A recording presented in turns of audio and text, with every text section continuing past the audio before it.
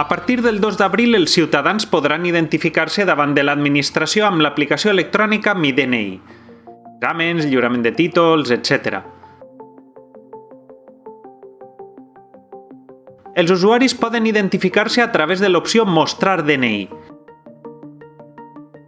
L'aplicació generarà un codi QR que has de verificar i que no pot ser falsificat.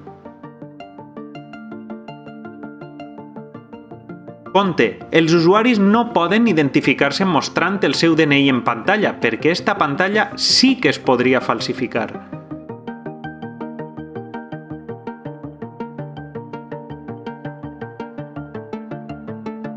Només necessites l'app Mi DNI en el mòbil.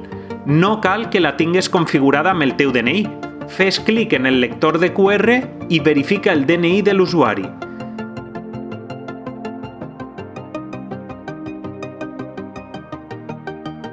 Veuràs la informació durant 60 segons i no es guardarà en el mòbil de qui verifica.